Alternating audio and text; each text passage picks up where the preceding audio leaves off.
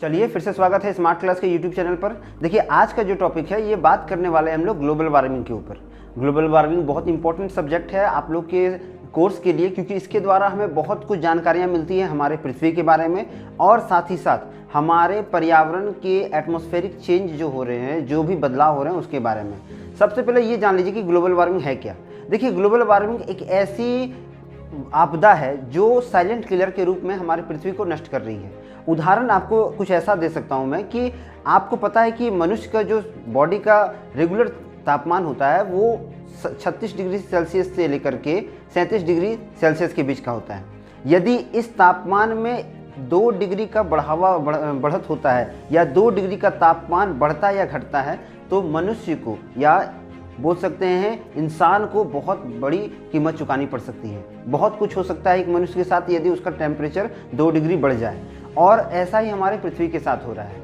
हमारा पृथ्वी जो है हमारी गलत नीतियों के कारण लगातार गर्म हो रहा है, और ये गलत नीति आने वाले समय में हमारी सभ्यताओं और हर प्रकार के जीवों के लिए बहुत ही ज़्यादा नुकसानदेह होगा।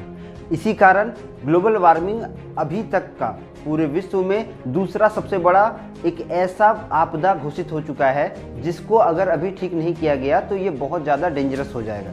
अब हम लोग जानते हैं कि एक्चुअली है क्या।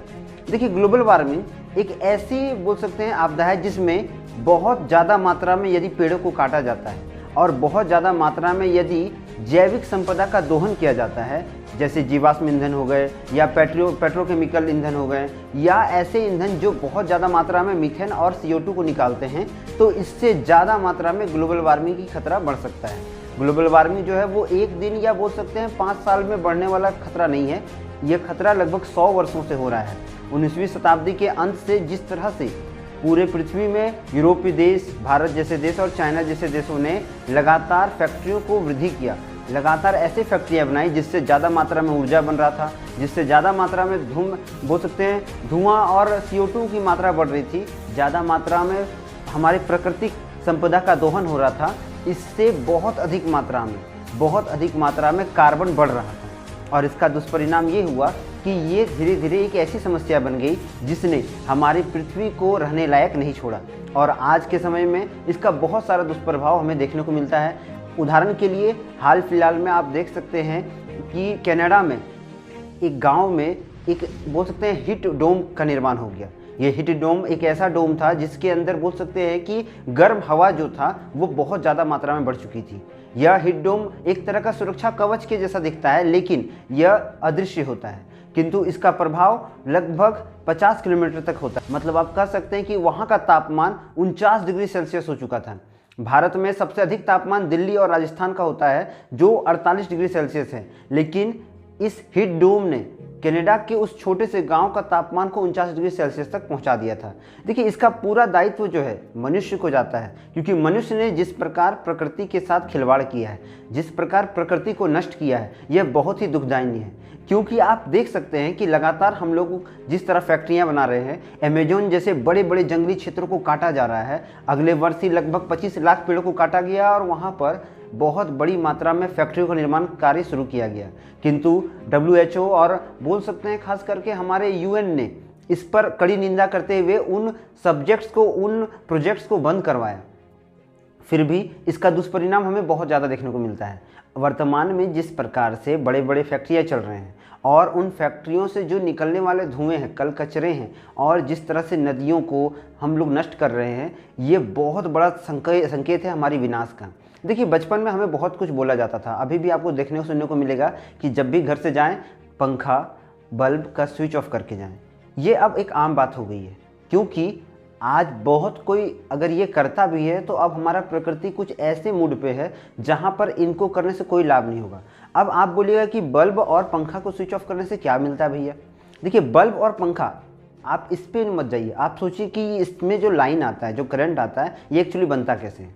कुछ क्षेत्रों में हाँ पनबिजली का जो है सुविधा है, लेकिन बहुत क्षेत्रों में एटॉम्स रिएक्टर के द्वारा बहुत ज़्यादा मात्रा में बोल सकते हैं कि आप एनर्जी का निर्माण होता है। लगातार कोयलों का दोहन होता है, जीवाश्म ईंधन, पेट्रोल का, ये सब का दोहन होने के बाद क्या होता है, बहुत ज़्यादा मात्रा में इलेक्ट्रिसिटी को उत्पन्न किया जाता है। और यह इलेक्ट्रिसिटी क्या करता है, जितना ज़्यादा खपत हम लोग करेंगे उतना ज़्यादा कंपनी पे, या बोल सकते हैं जो भी फैक्ट्रियाँ इनका निर्माण करती है उन पर लोड बढ़ता है, और इसी लोड के कारण हमारा पर्यावरण प्रदूषित हो रहा है। लगातार हम जीवाश्म ईंधन का उपयोग कर रहे हैं, उस ईंधन से हम इलेक्ट्रिसिटी को उत्पन्न कर रहे हैं, हम ऐसे चीज़ों को उपयोग कर रहे हैं जो हमें कम समय में अधिक ऊर्जा दे। जैसे हम लोग कार का उपयोग कर रहे हैं, अधिक से अधिक मात्रा में हम लोग बोल सकते हैं अपने फर्टिलाइजर्स को डैमेज कर रहे हैं। कहीं भी हम लोग को जाना रहता है तो हम लोग छोटे वाहनों को और बड़े वाहनों का उपयोग करते हैं, जिससे बहुत ज़्यादा मात्रा में प्रदूषण फैलता है, और यही सब जो है ये ग्लोबल वार्मिंग का कारण बनता है। देखिए हम लोग एक उदाहरण लेते हैं। देखिए आप बहुत जगह देखे होंगे कि बहुत खास करके ये कश्मीर और ठंडे प्रदेशों में देखने को मिलता है, वहाँ पर शीशे के कुछ बड़े बड़े घर बनाए जाते हैं। ये घर का आकार जो एक हॉल के जैसा होता है, और ये खुले रूप से बनाए जाते हैं। इन घरों में ऐसे पौधों को लगाया जाता है जो सूर्य के प्रकाश को इकट्ठा करके एक अच्छा फल बनाने या सब्जी का निर्माण करने में सहायता करते हैं। ये खास करके फल और सब्जी को उगाने के लिए उपयोग किया जाता है। इससे क्या होता है कि सूर्य का प्रकाश जो होता है वो शीशे के घर के अंदर ही पैक हो जाता है, उसका सूर्य का जो ऊर्जा होता है और उस ऊर्जा से जो गैस बनता है वो शीशे के अंदर ही पैक हो जाता है।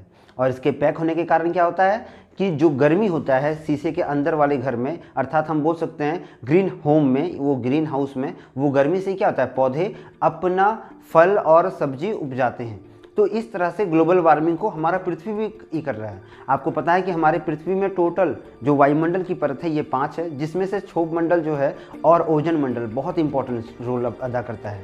क्यों है कि ओजोन मंडल है ये O3 से बना हुआ है, ऑक्सीजन से बना हुआ है, और इसका मुख्य काम होता है सूर्य से आने वाली पराबैंगनी के। सभी बड़े देशों ने एक सम्मेलन किया, जिस सम्मेलन में यह निश्चय लिया गया, यह सम्मेलन 2015 में ऑस्ट्रेलिया में हुआ था, जिसमें यह निर्णय लिया गया कि जितने भी बड़े देश हैं, जिसमें यूरोपीय देश, चीन, भारत, ऐसे देश जो बहुत अधिक मात्रा में कार्बन का उत्सर्जन करते हैं, अर्थात जिनकी फैक्ट्रियों से निकलने वाला धुआं हमारे पर्यावरण को डैमेज करता है, उनको एक साफ हिदायत दी गई कि आप अधिक से अधिक मात्रा में ऐसे फैक्ट्रियों को बंद करेंगे जिससे ज़्यादा मात्रा में कार्बन डाइऑक्साइड निकलता है।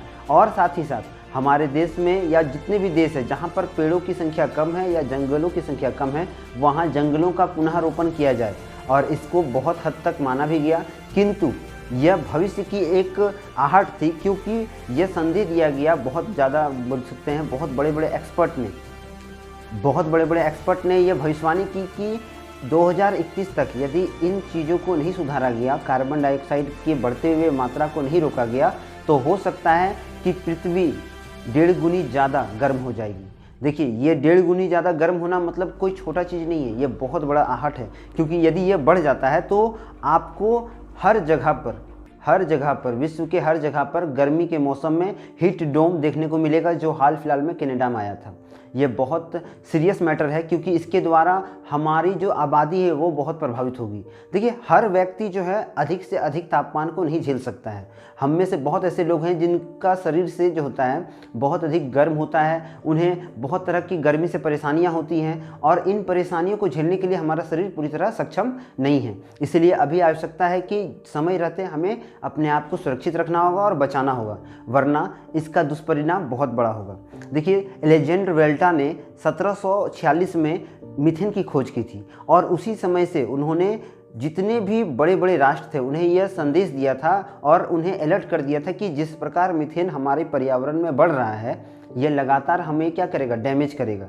आप मीथेन को एक तरह से ये भी ले सकते हैं कि जो हमारे घरों में जो गैस होते हैं, गैस सिलेंडर्स होते हैं, उसमें मीथेन होता है, और उसी से क्या होता है, ऊर्जा उत्पन्न करती है, उसी से हम लोग क्या करते हैं, अपना खाना पकाते हैं और बहुत सारे काम करते हैं। तो जिस प्रकार से मीथेन बढ़ेगा उसी तरह से हमारा पर्यावरण प्रदूषित होगा।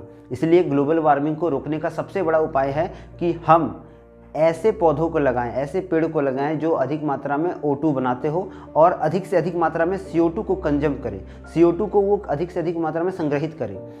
सरकार ने कुछ ऐसी भी मशीन तैयार करने का फैसला किया है जो CO2 के कंजप्शन को बढ़ाएगी, अर्थात जो वातावरण से, पर्यावरण से CO2 को क्या करेगी, घटाएगी। यदि ऐसे मशीन्स बन जाते हैं तो बहुत अधिक मात्रा में हमारे मानव सभ्यता के साथ साथ सभी जीवों को सुरक्षा मिल जाएगी। देखिए ग्लोबल वार्मिंग के और दुष्प्रभाव क्या हैं। आप देखते होंगे कि जो मानसून कभी जून जुलाई में आता था वो मानसून हमें बहुत जल्दी देखने को मिलता है, और ये मानसून जब एंट्री करता है तो यह एक छोटा सा रूप नहीं होता है, क्योंकि पहले के समय में लगभग 19वीं शताब्दी के शुरुआत में जब बड़े बड़े फैक्ट्रियां नहीं बनी थी, उस समय जो बारिश होता था या बोल सकते हैं जो बरसात होता था ये एक समय पर होता था, और इसका जो पड़ने का या बरसात होने का जो प्रक्रिया था ये बहुत अच्छा होता था। लेकिन अब के समय में यदि आप देखते हैं तो बरसात ना होकर चक्रवात का रूप ले रहा है। कोई भी अगर सोच लीजिए किसी क्षेत्र में बारिश हो रहा है तो वो ऐसा बारिश होता है कि उससे बाढ़ जैसी समस्या उत्पन्न हो जाती है, भूस्खलन और कई तरह की ऐसे मार्मिक घटनाएं होती हैं जिनसे बहुत ज़्यादा मात्रा में तबाही होती है, बहुत ज़्यादा मात्रा में जान माल की क्षति होती है, और लोग इससे बहुत ज़्यादा क्या होते हैं, प्रभावित होते हैं। कि जिस तरह से ग्लोबल वार्मिंग बढ़ रहा है यह आर्कटिक महासागर को भी लगातार ध्वस्त करते जा रहा है।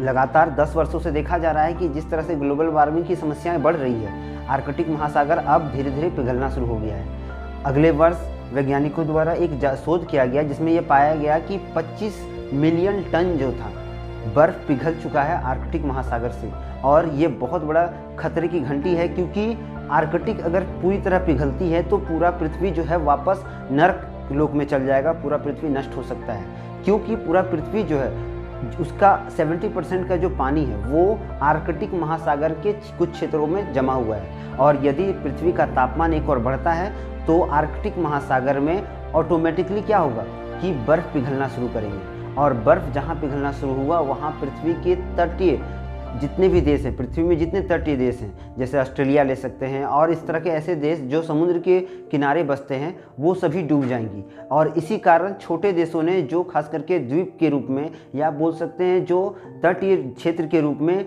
बसे हुए हैं, उनकी मांग है यूएन से कि उन्हें जल्दी से जल्दी ग्लोबल वार्मिंग के लिए कुछ कड़े फैसले लेने होंगे। तो इस तरह से हमें ग्लोबल वार्मिंग का पूरा घटना पता चला कि ग्लोबल वार्मिंग की क्या दुष्प्रभाव है और ये किस तरह हो रहा है। देखिए इसे बचने का अभी भी हमारे पास बहुत सारा सोर्स है, बहुत सारे रास्ते हैं। उदाहरण के लिए हमें अधिक से अधिक पेड़ लगाने होंगे और ऐसे कंपनियों को बंद करवाना होगा जो बहुत अधिक मात्रा में प्रदूषण फैला रहे हैं। वैसे कंपनियां जो ज़्यादा कोयला का उपयोग करते हैं, जो ज़्यादा जीवाश्म ईंधन का उपयोग करते हैं, उन कंपनियों के लिए उन्हें बंद करवाने के लिए सरकार के सामने हमें आंदोलन करना पड़े तो वो भी करना होगा, क्योंकि ये बहुत ज़रूरी हो चुका है। वरना अमीर अपने बचने के लिए चांद और मंगल पे भी अपना ज़मीन खोज सकते हैं, लेकिन आप और हम जैसे गरीब लोग ये काम नहीं कर सकेंगे। आपको ये भी बात मैं बता दे रहा हूँ कि हाल फिलहाल में 30 जुलाई, ये जो 30 जुलाई आ रहा है या 20 जुलाई, ये 2 डेट्स आप याद रखिए। इन 2 डेट्स पे विश्व के 5 अमीर व्यक्ति जो हैं वो चांद की सैर पे जा रहे हैं। वो चांद पे क्यों जा रहे हैं? कोई खास मकसद तो ज़रूर होगा ना। तो देखिए इसमें मरनी जो होगा या बोल सकते हैं इसमें जो मार पड़ेगा पर्यावरण का, वो गरीबों पर पड़ेगा। अमीर लोग एसी में बैठ के हवा खा सकते हैं, लेकिन गरीब के पास ऐसा कुछ नहीं है, और इसका मार हम जैसे कृषि प्रधान देशों पर पड़ेगा, भारत जैसे कृषि प्रधान देशों पर पड़ेगा, क्योंकि भारत एक कृषि प्रधान देश है। और जिस तरह यूरोपीय देश और साथ ही साथ ऐसे अमीर और पूंजीपति लोग जो अपने बड़े बड़े फैक्ट्रियों को लगा करके खूब पैसा छाप रहे हैं, और उसके कारण हमारा पर्यावरण जो है वो प्रदूषित हो रहा है। तो इसे रोकना होगा। इसके लिए अगर हमें जन समूह का आंदोलन करना पड़े तो प्लीज़ करना होगा और अपने पर्यावरण को सुरक्षित करना होगा। और अपने जन्मदिन पर आप अवश्य एक पेड़ लगाएं, क्योंकि ये बहुत ज़रूरी है। देखिए अगर आप पर्यावरण को बचाते हैं तो पर्यावरण भी आपके साथ अच्छा व्यवहार करेगी।